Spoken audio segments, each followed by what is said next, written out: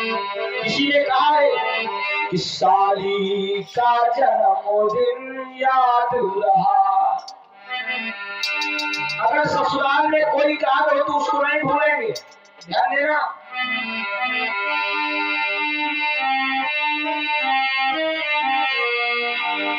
साली का जन्मदिन याद रहा और पापा की दवाई भूल गए।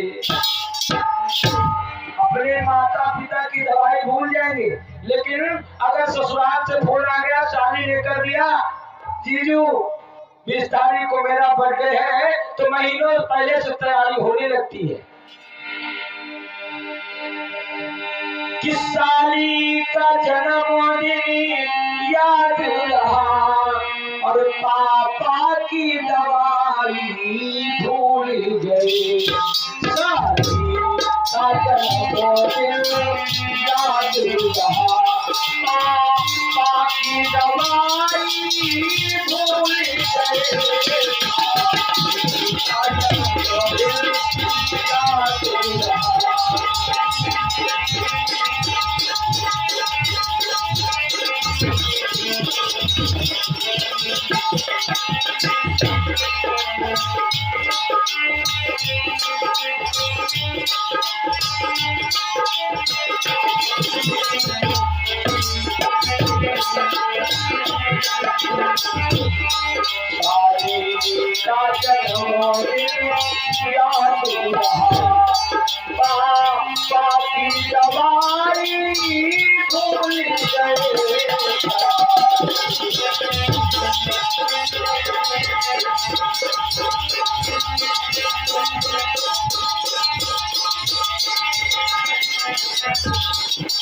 तो भैया वैसा ही समय चल रहा है, जमाना ही सब।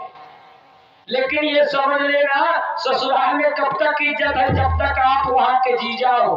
और जिस दिन जीजा फूफा बने, जिस दिन जीजा फूफा बन गए, तो समझ लेना ससुराल से इज्जत खत्म है। ससुराल में तभी तक इज्जत है जब तक आप वहां के जीजा हो। और जिस दिन फूफा बन गए जीजा से और उस घर में नया जीजा पैदा हो गया, तो समझ लेना कि ससुराल से आपका मान सम्मान कम हो जाएगा। तो अगर ससुराल ज्यादा जाते हो भैया तो कम कर देना। जाओगे? नहीं जाना है, ऐसा नहीं है, लेकिन कितना मान सम्मान को बचाते हुए, नहीं कि ससुराल में 10-10 दिन 15-15 दिन, ये मत करना। वृंदावन में हरिलाल की, भागवत महापुराण की। आज भोजराज कंस का दरबार लगा है और महाराज कंस बैठे हुए थे, मन में विचार कर रहे हैं कि मेरा काल दिन प्रतिदिन बड़ा हो रहा है। मैंने अपने अनेक सैनिकों को भेजा, अनेक अपने मित्रों को भेजा, लेकिन किसी ने कन्हैया का कुछ नहीं कर पाया है। लेकिन राजा कंस फिर भी हिम्मत कर रहा है। आज तहारे मार के हंसने लगा राजा कंस।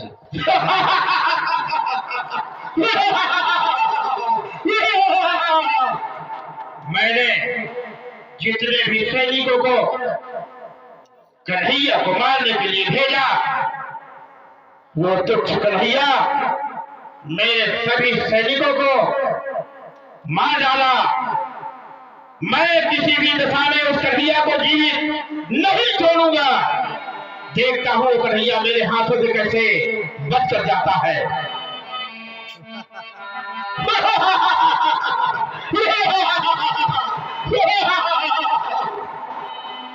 महाराज कंस आप परेशान ना होइए, चारों मुश्किल लगे हुए हैं पहरे में। चारों मुश्किल ने कहा कि महाराज कंस आप परेशान मत होइए, अरे उस कन्हैया को हम जिंदा नहीं छोड़ेंगे। अरे हमारे पास भी बहुत ताकत है। ठीक है, क्योंकि चारों मुश्किल जैसा पहलवान उस समय द्वापर युग में वहां पर कोई नहीं था जो राजा कंस के यहाँ पर निवास करते थे। राजा कंस के पास में जो 2 पहलवान निवास करते थे, चारूण और मुष्टिक, उनके समान वहां पर कोई भी वीर योद्धा नहीं था। तो क्या है, राजा कंस मन में विचार करता है कि सारे वीर तो मेरे चले गए, लेकिन जो 2 वीर लगे हैं पहलवान हैं, इनके पास में इतनी क्षमता है, इतनी ताकत है, अभी भी मैं कन्हैया को इनके सहारे मरवा सकता हूँ। राजा कंस ने जैसे सोचा, आज दहाड़े मार के हिम्मत करके हंसा है। सिपाहियों, आप सब उस कन्हैया को जीवित नहीं छोड़िएगा। महाराज आप चिंता न करें, अरे आप किसी बहाने से कन्हैया को यहाँ बुला तो ले। कन्हैया यहाँ आपके पास किसी बहाने से अगर आ जाए तो महाराज देरी मत कीजिए। ठीक है, आप देरी मत कीजिए, उस कन्हैया को अपने यहाँ मथुरा में बुला लीजिए। अगर यहाँ आ गया तो हम उन दोनों भाइयों को, कृष्ण और बलराम को यहाँ पर समाप्त कर देंगे। ठीक है, मैं बहुत सीधी ही उन दोनों कन्हैया और बलराम को मथुरा अवश्य बुलाऊंगा।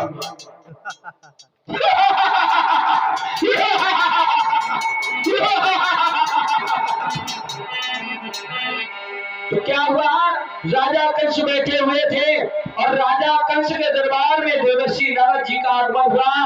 देवर्षि जी ने मन में विचार किया कि अब राजा कंस का समय आ गया है, अब मुझे देरी नहीं करनी चाहिए।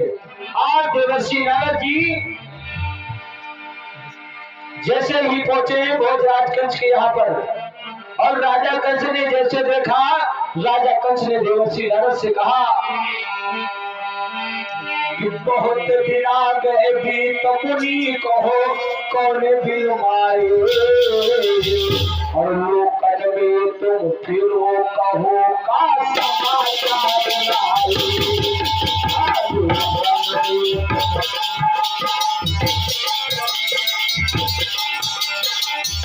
बहुत बिना गए भी तो मुनि कहो कौन बिल मारे, लोकन में तुम फिरो कहो का समाचार लाए।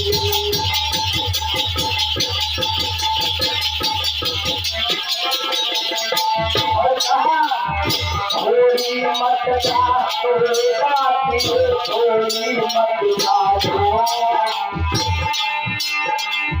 थोड़ी मत जाओ बाती, थोड़ी मत जाओ, लोकल से हम आए कहो का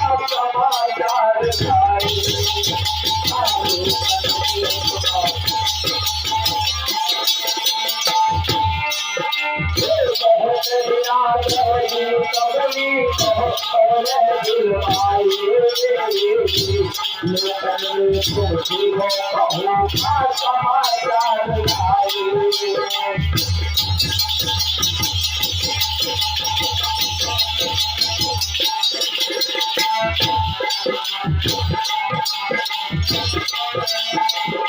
आज देवर्षि नारद जी जैसे ही राजा कंस के यहाँ पर गए, राजा कंस ने देवर्षि नारद जी को प्रणाम किया, और जैसे ही प्रणाम किया है क्या हुआ, राजा कंस से देवर्षि नारद जी ने पूछा कि हे महाराज उस कन्हैया का क्या हुआ, उस कन्हैया का क्या हुआ। राजा कंस ने कहा कि हे महाराज क्या बताऊं, मेरा काल दिन प्रतिदिन बड़ा हो गया है, बड़ा हो गया है। मैंने लाख उपाय किया, अपने लाख सैनिकों को भेजा, लेकिन कोई भी उस कन्हैया के पास में से वापस हमारे मथुरा को नहीं आया है। तो देवर्षि नारायण ने कहा कि हे महाराज कंस, महाराज कंस बोलो, सो गए। द्वारपाल, महाराज कंस, हम ये कह रहे हैं कि आप ऐसा करो, कन्हैया को आप एक तरीके से मार सकते हैं, मैं आपको उपाय दे रहा हूँ। देवर्षि नारद ने कहा बताइए मुनिवर। महाराज कंस, आप ऐसा करो, आप एक पत्र तैयार करो जी, और उस पत्र को जो आपके पास में अक्रूर जी रहते हैं ना जी, आप अक्रूर जी को पत्र दे करके कहां पर, वृंदावन के लिए भेज दो जी, और अपने यहाँ पर धनुष यज्ञ का कार्यक्रम रख दो। ठीक, और क्या है, उस पत्र में लिख देना कि हम हे नंद बाबा आपके लिए निमंत्रण दे रहे हैं, तो आप उस निमंत्रण में कन्हैया और बलराम को लेकर के हमारे मथुरा आना है। ये सही रहेगा। तो महाराज कन्हैया बलराम आपके यहाँ आ जाएंगे ना, जी तो आपको पूरा मौका मिल जाएगा। आप कन्हैया और बलराम को यहाँ अपने हाथों से मारते। मयूर बहुत अच्छा उपाय आपने बताया, बहुत सही तरीका आपने बताया। अब तो कन्हैया आ जाएगा तो मेरे हाथों से बचकर नहीं जाएगा। महाराज मैं तो आपके पास में उपाय ही देने के लिए आया हूँ। बहुत सही उपाय बताया मयूर आपने, बहुत अच्छा। मैं आज ही अक्रूर जी को नंद बाबा के यहाँ भेज रहा हूँ। ठीक है महाराज। आज भोजराज कंस ने अपने दरबार को समाप्त किया और वहां से अपने महल के लिए चले गए। महाराज कंस अपने सैनिकों के साथ में। वृंदावन बिहारी लाल की